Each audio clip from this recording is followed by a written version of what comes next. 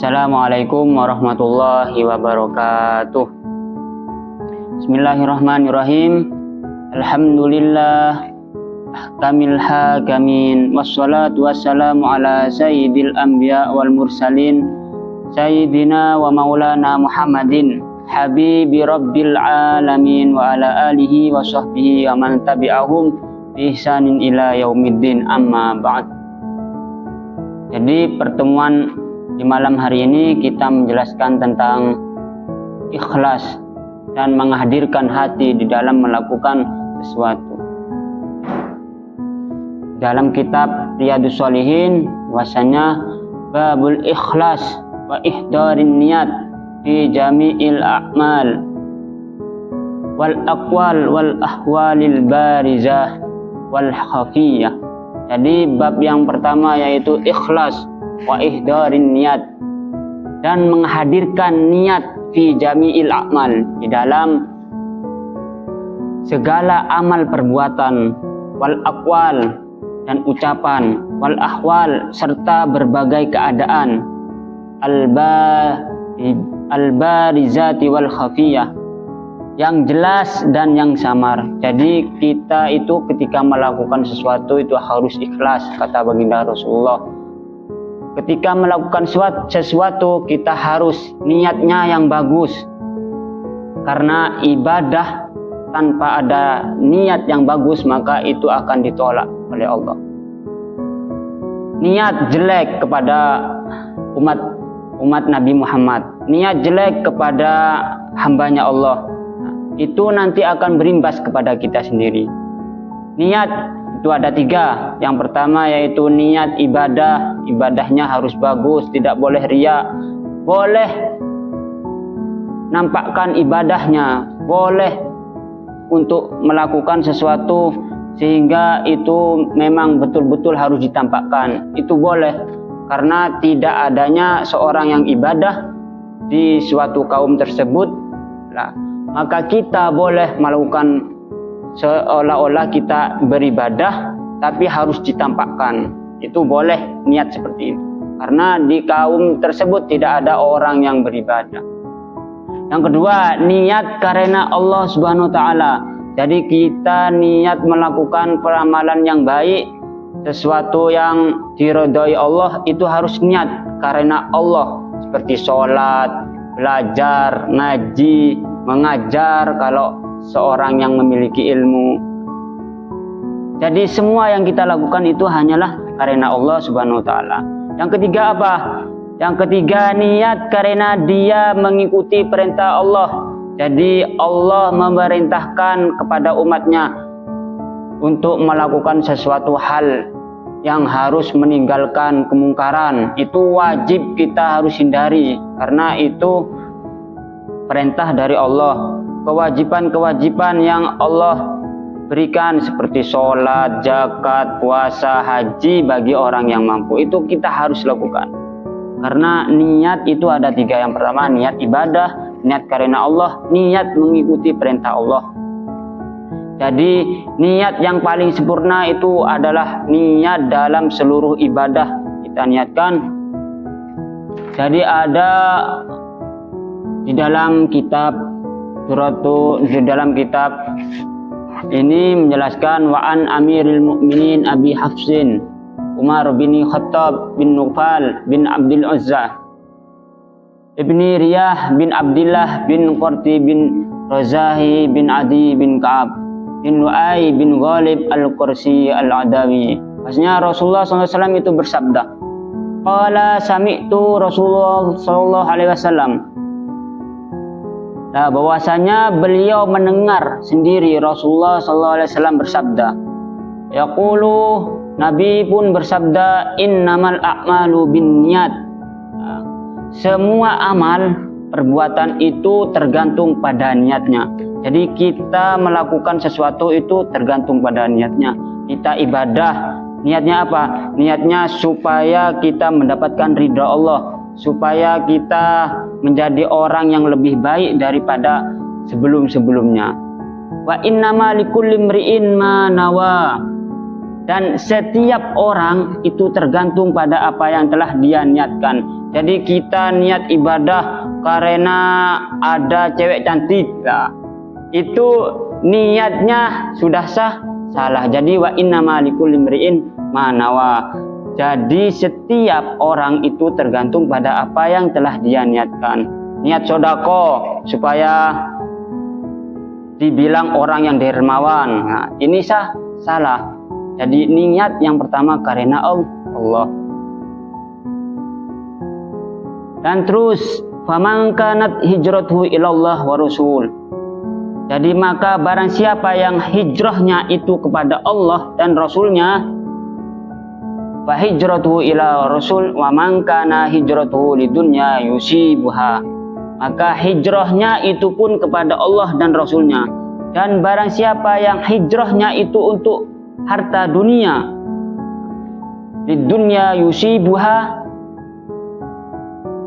awim mur'atin yang kihuha, yang akan diperolehnya atau untuk seorang wanita yang akan dinikahi. Jadi niat kita untuk niat melakukan sesuatu untuk hijrah mencari dunia, nah, itu gak apa-apa, tapi diniatkan karena Allah. Jadi jangan sampai meninggalkan kewajiban kepada Allah. Hijrah untuk mencari seorang wanita yang soleh, yang solehah. Nah, hijrah untuk mendapatkan calon suami yang baik untuk perempuan, untuk laki-laki, untuk mendapatkan istri yang solehah, boleh hijrah. Fa hijratuhu ila ma hajara ilaih. Maka hijrahnya pun kepada sesuatu yang dimaksud dalam hijrahnya itu.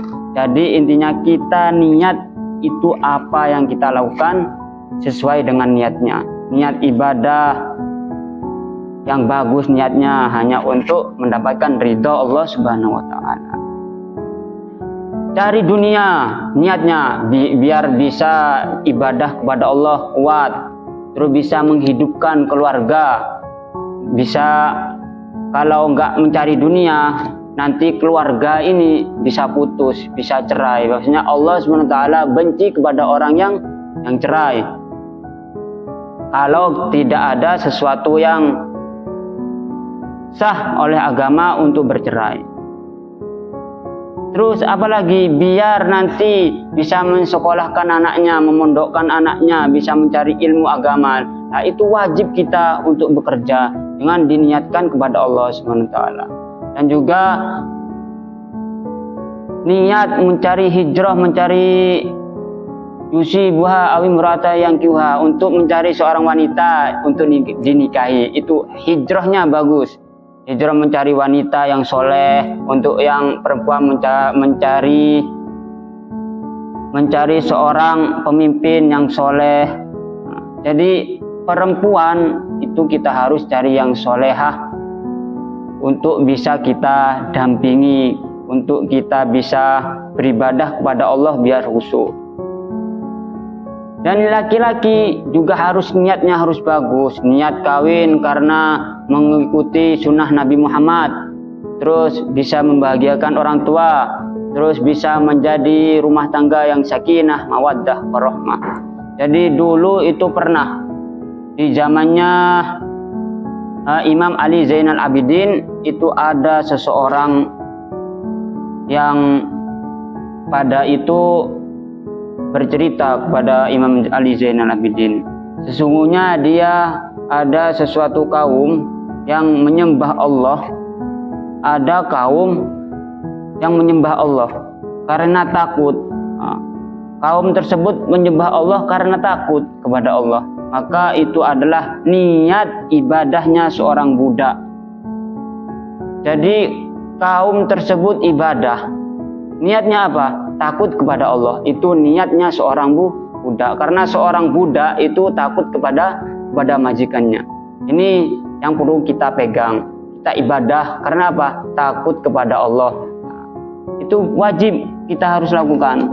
Dan yang kedua adalah ada kaum lagi, Allah menyembah kepada Allah karena mengharap sesuatu. Kita menyembah kepada Allah, sholat tahajud, sholat hajat karena sesuatu. karena mendapatkan dunia, karena ingin mendapatkan istri yang soleha, biar bisa menjadi seorang yang berwibawa. Itu niat seperti itu adalah ibadahnya seorang pedagang. Jadi pedagang itu mau menjualkan sesuatu karena mengharapkan imbalan. Imbalannya maksudnya mengharapkan laba. Pertama menjual 10.000 bisa menjadi 50.000. Nah, itu niatnya seperti pedagang. Jadi kaum tersebut niat mengharapkan sesuatu. Menyembah ke Allah, niat mengharapkan sesuatu. Dan yang ketiga, ada suatu kaum beribadah kepada Allah karena bersyukur. Setiap apa yang diberikan oleh Allah, dia bersyukur. Jadi apa yang ditakdirkan kepadanya, bersyukur. Ya Allah, saya kerja dapat 10.000,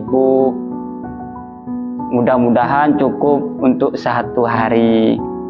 Ya Allah, saya sedang sakit, mudah-mudahan apa yang menimpa saya ini adalah sebuah faktor dari cintanya jenengan kepada saya. Itu kita harus syukuri apa yang kita miliki. Maka itu adalah ibadahnya orang yang merdeka. Orang yang merdeka itu ketika orang yang sudah, bukan orang yang menang perang, bukan orang yang menang di dalam berkelahi, bukan merdeka seperti Indonesia. Sekarang Indonesia merdeka, tapi ya itu umat-umatnya jarang untuk membanggakan Indonesia. Mengelola ekonomi di Indonesia jarang, banyaknya ekspor ke luar negeri. Nah, itu salah betul. Orang yang ibadahnya karena bersyukur, maka itu adalah orang yang merdeka. Kita ditimpa sakit, ditimpa musibah, itu semuanya karena Allah. Dan orang tersebut bersyukur atas semuanya, maka itu adalah hamba-hamba yang ibadahnya, niatnya niat dalam yang betul-betul niat karena Allah Subhanahu wa Ta'ala. Dan itu dinamakan niat yang merdeka. Itu yang kita harus lakukan.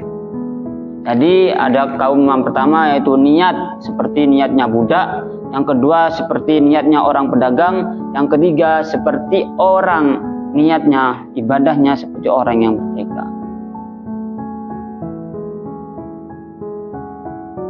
Jadi niat ini harus kita tekani di dalam hidup kita.